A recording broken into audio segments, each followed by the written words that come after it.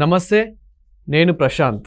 వేణుస్వామి అంటే ఈ మధ్య కాలంలో తెలియని వాళ్ళు ఎవరు ఉండరు. ఎందుకంటే సోషల్ మీడియాలో అంత ట్రెండ్ అవుతున్నాడు కాబట్టి. ఎందుకంటే తను ఏది చెప్పినా అవ్వదు కాబట్టి. సో ఇదే క్రమంలో ఒక ఆడియో లీకేజ్ కూడా అయింది. సమంత, విజయ్ దేవరకొండ, సో ఇలా ప్రభాస్ మీద కూడా ఒక చిన్న లీకేజ్ అయింది. అది కూడా చాలా వైరల్ అయింది. ఇదే క్రమంలో ఇంకో న్యూస్ కూడా వినిపిస్తుంది. కృష్ణ గారి చనిపోవడం వెనకాల మహేష్ బాబు గారే కారణం అని చెప్పేసి. ఇంతకు అసలు ఏం మాట్లాడుతున్నారు తను, ఏంటి నిజాలు, సో అసలు తన గురించి ఏంటి అనేది అయితే తెలుసుకుందాం. ప్రస్తుతం మనతో పాటు అయితే సీనియర్ జర్నలిస్ట్ సిఎస్ రావు గారు ఉన్నారు. నమస్తే అండి. నమస్తే సార్. ఏంటి సార్ ఈ వేణుస్వామి అసలు స్టోరీ ఏంటి? అసలు నిజంగానే అతను హాస్టల్లో ఎందుకంటే తన దగ్గర చాలామంది సెలబ్రిటీలు, అదేవిధంగా ఈ పొలిటీషియన్స్ ఎవరైతే ఉంటారో వాళ్ళు కూడా ఇతని దగ్గర జాతకం చెప్పించుకుంటారని చెప్పేసి విన్నాము.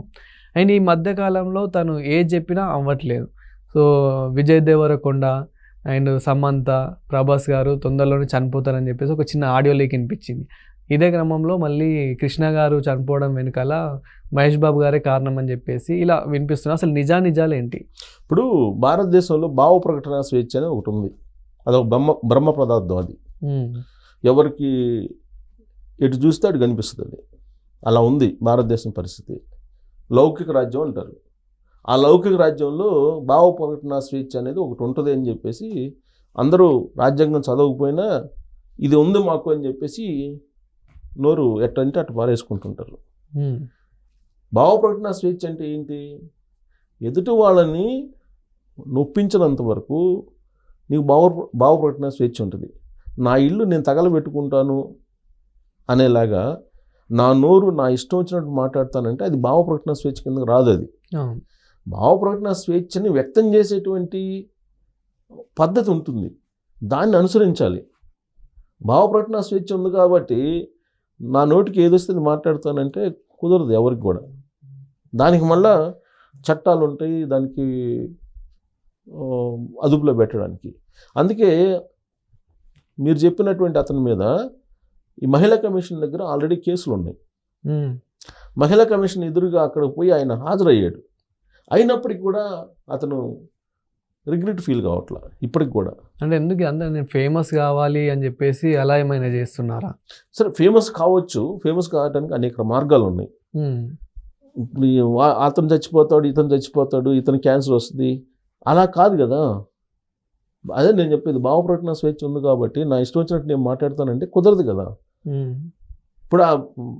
ఇప్పుడు వీళ్ళు ఏం చేస్తున్నారు, XYZలు, ఇప్పుడు మీరు చెప్పిన అతనితో పాటు XYZలు కొంతమంది ఉన్నారు. వీళ్ళందరూ హిందూ మతానికి, హిందుత్వానికి ప్రతినిధులుగా ఇప్పుడు సోషల్ మీడియా వేదికగా చేసుకొని పోటీ పడుతున్నారు. వీళ్ళకు ఉండేటువంటి పైత్యం కాస్త హిందూ మతాన్ని, హిందుత్వ, సనాతన ధర్మం ఇవన్నిటికీ ఇబ్బందికరంగా మారుతున్నారు. వీళ్ళు ఒక రకంగా చెప్పాలంటే ఇబ్బందికరంగా మారుతున్నారు. హిందుత్వ, సనాతన ధర్మం అంటే ఇదేనా, వీళ్ళు చెప్పి ఇలాంటి వాళ్ళేనా అనేటువంటి భావం కలిగేలాగా వీళ్ళ వ్యవహారం ఉంది. ఒక అతను అయితే వస్తాడు, అతనేంటి క్రిస్టియన్స్ని తిడతారు, మహమ్మద్ ప్రవక్తని దూషిస్తారు, హిందూ మేమే గొప్ప అంటారు, భగవద్గీత గొప్ప అంటాడు. అనొచ్చు, తప్పులేదు. కానీ మీరు వాళ్ళని దేశించకూడదు కదా. వాళ్ళని ఎదుటి వాళ్ళని దేశించేటువంటి లేదంటే దూషించేటువంటి అధికారం రాజ్యాంగం ఇవ్వలేదండి. భావప్రకటన స్వేచ్ఛ ఉంది కదా అని చెప్పేసి ఎలా పడితే అలా మాట్లాడకూడదు. ఇప్పుడు మీరు చెప్పిన ఆయన ఏంటి, ఆయనే ఉంటాడు, హీరో కృష్ణ మరణించాడు, ఆ మరణం వెనుక మహేష్ బాబు ఉన్నాడు, మహేష్ బాబు గ్రహస్థితి కారణంగానే చనిపోయాడు, మహేష్ బాబు కారణంగానే చనిపోయాడు అంటాడు అతను. ఎలా అది? ఇప్పుడు అంటే మహేష్ బాబు ఉండకూడదా? మహేష్ బాబుని లేకుండా చేస్తే కృష్ణ బతికుండేవాడా? ఆయన ఏం చెప్పదలుచుకున్నాడు ఆయన అసలు? ఆయన 2020లో ఆయన నేను ఆస్థాన పండితుల్లాగా వాళ్ళ ఇంట్లో నేను ముహూర్తాలు పెట్టేవాడిని, పండితుడిని నేనే అని చెప్పి ఆయన సెల్ఫ్ డబ్బాలు కొట్టుకుంటున్నాడు. సెల్ఫ్ డబ్బాలు కొట్టుకొని కృష్ణ గారి సతీమణి ఉన్నారు కదా, ఆవిడ చనిపోవడానికి ముందుగా ఏదో అడిగితే ఆయన ఏదో చెప్పాడట, ఫలాని సంవత్సరంలో మీకు మృత్యు సంభవించింది, అది ఏదో చెప్పాడండి. అప్పటి నుంచి నన్ను పిలవట్లేదు అని చెప్పేసి వాళ్ళ మీద ఆక్రోశం వెలగెక్కాడు. ఆయన ఒకటి చెప్తాడు. ఈ మధ్య నేను ఒక వీడియో కాదు, అదేదో చిన్న రీల్ వచ్చింది. నేను ఎప్పుడు చూడను అతని, చూడాల్సిన అవసరం కూడా లేదు. ఎందుకనంటే అతని నాలెడ్జ్ ఏంటి అనేది అందరికి తెలుసు. ఈ మధ్యకాలంలో అందరూ తెలుసుకున్నారు. అతను చెప్పింది తప్ప అన్ని జరుగుతాయి. నవ్వుకోవడానికి అయితే చూడొచ్చు. అదే నవ్వుకోవడానికి జరగచ్చు. కొన్ని రీల్స్ వస్తుంటాయి ఆటోమేటిక్గా, కొన్ని రీల్స్ మనకు తెలియకుండానే మనకి మొబైల్లో వస్తూ ఉంటాయి. అలా వచ్చిన ఒక రీల్ నేను చూస్తే ఇతనికి పిచ్చేమైనా పెట్టిందా, మెంటల్ ఎక్కిందా అనిపించింది నాకు. ఎందుకనంటే అతను ఏం చెప్తాడంటే, శుక్రగ్రహం మీకు బాగలేకపోతే అది బాగు చేసుకోవడానికి మందు స్కాచ్ ప్రతిరోజు ఒక పెగ్గేయండి, వారం రోజుల్లో మీకు మార్పు రాకపోతే చూడండి అని చెప్తున్నాడు అతను. ఎవరైనా చెప్తారా ఇది? ఏ పురాణాల్లో ఏ వేదాల్లో ఉందో అనేది నాకైతే తెలీదు. ఆ హిందూ మతం ప్రతినిధులుగా వెలిగిపోతున్నారు కదా సోషల్ మీడియాలో, ఇతర మతాలను ద్వేషిస్తూ, వాళ్ళన్నా చెప్పాలి. ఈ స్కాచ్ కొడితే శుక్రగ్రహం బాగా పనిచేసింది, బలహీనంగా ఉన్నట్టు శుక్రగ్రహం బలపడిద్ది అని చెప్పి అతను పైత్యాన్ని వెళ్ళగక్కుతూ ఉంటే ఒక్కళ్ళు ఖండించలేదండి.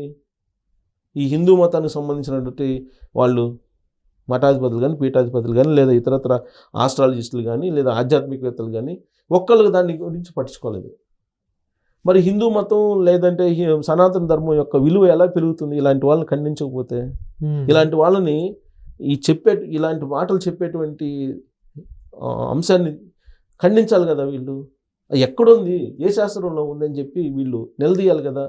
అదే మొన్న ప్రవీణ్ పాస్టర్ చనిపోయిన తర్వాత వాళ్ళు క్రిస్టియన్ ఫాదర్స్ వాళ్ళు ఏదని అంటే వాళ్ళ మీదకి అందరూ కొంతమంది హిందూ ప్రతినిధులుగా వాళ్ళే ఇండివిజువల్గా వచ్చేసి ఇష్టానుసారంగా మాట్లాడారు కదా. సరే, వాళ్ళు మాట్లాడారు, వీళ్ళు మాట్లాడారు, కరెక్ట్ కాదు. ఎవరు మాట్లాడినా కరెక్ట్ కాదు నేను అనేది. ఇప్పుడు మన ఇల్లు బాగుంటే, మన ఇల్లు మనం సరి చేసుకుంటే అవతల మీదకి వెళ్ళాల్సిన అవసరం లేదు. ఇప్పుడు ఈయన చెప్తున్నాడు కదా, ఈయనేమో ప్రముఖ ఆస్ట్రాలజిస్ట్ని బ్రహ్మశ్రీని అని చెప్తుంటాడు. ఆయన మీరు చెప్పిన ఆయన నాకన్నా తోపు ఎవరు లేరు, మొత్తం నన్ను ఫాలో అవుతుంటారని చెప్తుంటారు, నన్ను ట్రోల్ చేస్తుంటారు, అయినా డోంట్ కేర్ అని అంటుంటాడు. పైగా నన్ను ఎవరన్నా ఏమన్నా అంటే అశుద్ధం తిన్నారు ఏదో మాట్లాడుతుంటాడు. అతను నోటికి వచ్చింది మాట్లాడుతుంటాడు. అతను మానసికమైనటువంటి స్థితి బాగలేదా అతనికి అనేది కూడా ఒకసారి డౌట్ వస్తుంది నాకు. ఒకవైపు మహిళా కమిషన్ దగ్గర కంప్లైంట్ ఉంది అతని మీద, అయినప్పటికీ ఆయన నోరు అదుపులో పెట్టుకోవట్లేదు. శుక్రగ్రహం బలపడటానికి స్కాచ్ తాగితే శుక్రగ్రహం బలపడిద్దని చెప్తాడు అతను. అది పైత్యం అనుకోవాలా, లేకపోతే అజ్ఞానం అనుకోవాలా, ఏమనుకోవాలి? దీని మీద హిందూ మఠాధిపతులు, పీఠాధిపతులు, లేకపోతే ఈ ఆస్ట్రాలజిస్టులు, లేదంటే ప్రముఖంగా ఉండేటువంటి వాళ్ళు, కొద్దిగా పరిజ్ఞానం ఉండేటువంటి వాళ్ళు మాట్లాడాలి కదా. మాట్లాడరు. పైగా ఆయన ఏం చెప్తాడు, సమంత, విజయ్ దేవరకొండ, ప్రభాస్ వీళ్ళు సూసైడ్ చేసుకుంటారని చెప్తాడు. అవును, తప్పు కదా అది. ఇప్పుడు వాళ్ళ ఫ్యాన్స్ అయినా సరే అతని మీద కేసు పెట్టాలి. వాస్తవంగా వాళ్ళ ఫ్యాన్స్ అయినా కేసులు పెట్టాలి అతని మీద. వాళ్ళ ఫ్యాన్స్ కామ్గున్నారు, ప్రభాస్ ఫ్యాన్స్ కామ్గున్నారు, సమంత ఫ్యాన్స్ కామ్గున్నారు, విజయ్ దేవరకొండ ఫ్యాన్స్ కామ్గున్నారు. మరి వాళ్ళేమో అభిమానులు అర్థం కావట్లా. ఏదన్నా వస్తే మేము చాలా గందరగోళం చేస్తుంటారు సినిమాలు రిలీజ్ అప్పుడు. వాళ్ళు సూసైడ్ చేసుకుంటారని చెప్పి అతను చెప్తే అతని మీద కేసులు పెట్టాలి కదా. కేసులు పెట్టలేం. మరి ఫ్యాన్స్ ఏం చేస్తున్నారో, విన్నారో వినలేదో, ఇతని గురించి అసలు పట్టించుకున్నట్లే వాళ్ళు. అంటే ఇతను అలవాటు అయిపోయింది వాళ్ళకు కూడా. తను ట్రోల్ కావాలి అనేది ఒక సైకలాజికల్గా అతను మైండ్లో ఫిక్స్ అయిపోయింది. సోషల్ మీడియాలో తను ఫాలో కావాలి, అందరూ తన గురించి ఎతకాలి అనేటువంటిది అతని కోరిక. అతను సైకలాజికల్గా అలా ఫిక్స్ అయిపోయారు, లేదంటే అతను పిచ్చి పెట్టేట్టు ఉంటుంది. అందుకని అతను ఏం చేస్తున్నాడు, ఈ మధ్య ఇలాంటివి చెప్తున్నాడు. అయినా కానీ పెద్ద పట్టించుకోవట్లేదు ఎవడు. ఆయన నోటికి వచ్చినట్టు మాట్లాడుతున్నా కానీ ఎవరు పట్టించుకోవట్లేదు. ఎందుకు పట్టించుకోవట్లేదంటే 2024 ఎన్నికలకు ముందు సవాల్ చేశాడు ఈయన. ఆంధ్రప్రదేశ్లో జగన్మోహన్ రెడ్డి రెండోసారి ముఖ్యమంత్రి అవుతాడు, 25 సంవత్సరాలు ఆయనే ముఖ్యమంత్రి ఉంటాడు, రాసి పెట్టుకోండి అని చెప్పి ఛాలెంజ్ చేశాడు. సీన్ కట్ చేస్తే ఏమైందో అందరికీ తెలుసు. రేవంత్ రెడ్డి అసలు రాజయోగం లేదు రేవంత్ రెడ్డికి అని చెప్పారు. KTR next CM direct KTR అన్నాడు. ఏమైంది? అదేదో క్రికెట్ గురించి చెప్పాడు, అదేమైంది? ఒక్కటి కూడా నిజాలు లేవు. ఈయన మళ్ళీ అనాలిసిస్ చేస్తాడు. అనాలిసిస్ చేసి ఇప్పుడు ఒక 100 మాటలు మాట్లాడతాడు. 100 మాటలు మాట్లాడి ఈ 100లో ఏదో ఒకటి అయినప్పుడు ఇదిగో నేను చెప్పాను అయ్యిందని చెప్తుంటాడు. సో ఆయన ఆల్రెడీ సోషల్ మీడియాలో ఉండేటువంటి నెట్జన్లు వీళ్ళందరూ మర్చిపోయారు అతన్ని. నేనున్నానని చెప్పి గుర్తు చేసేదానికి ఇట్లాంటి మాటలు మాట్లాడుతున్నారు. అయితే అది వ్యక్తిగతంగా ఆయన మాట్లాడుకుంటే ఆయన ఎవరు పట్టించుకోవట్లేదు ఇప్పుడు. కాకపోతే అదేమైంది అంటే హిందూ మతం మీద, హిందూ సనాతన ధర్మం మీద, హిందుత్వం మీద పడుతుంది ఇలాంటి వాళ్ళు అని. ఆయన ఏదేమంటే నాది వామాచారం అంటాడు. వామాచారం అంటే ఏంటి? యోనికి పూజ చేయటం అను, నాన్ వెజ్ తింటాం, మందు తాగటం అని చెప్తాడు ఆయన. సరే, వామాచారం గ్రహచారం ఏదో గ్రహచారం. ఈ హిందూ మతానికి మచ్చ ఏర్పడుతుంది కదా ఇలాంటి వాళ్ళ కారణంగా. మరి హిందూ మతంలో ఉండే పెద్దలే వాళ్ళని అలాంటి వాళ్ళని కంట్రోల్లో పెట్టాలి. కంట్రోల్లో పెట్టడం అంటే కేసులు పెట్టడమే. ఇప్పుడు వాళ్ళ ఫ్యాన్స్ మీద, ఇప్పుడు వాళ్ళు సూసైడ్ చేసుకుంటారంటే వాళ్ళ ఫ్యాన్సే కేసులు పెట్టాలి అతని మీద.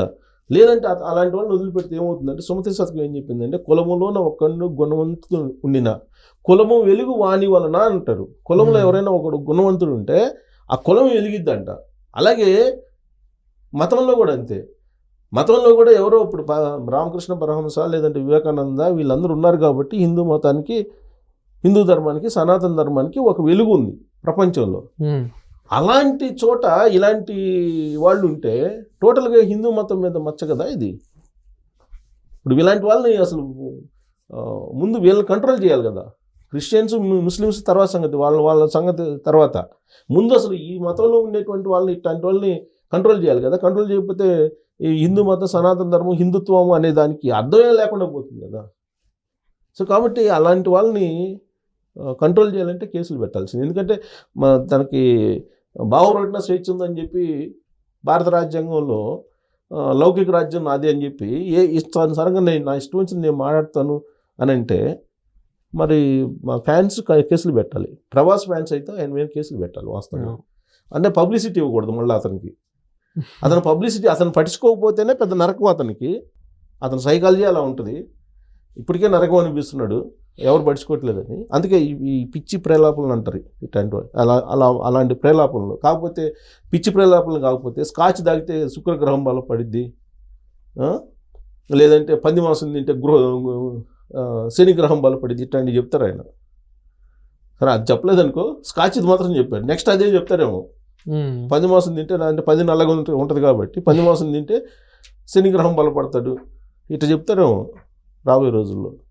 సో ఇలాంటి వాళ్ళని కంట్రోల్ చేయాల్సిన అవసరం ఉంది. లేదంటే సమాజంలో హిందూ మతానికి అపవాదం వస్తుంది ఇలాంటి వాళ్ళ వల్ల.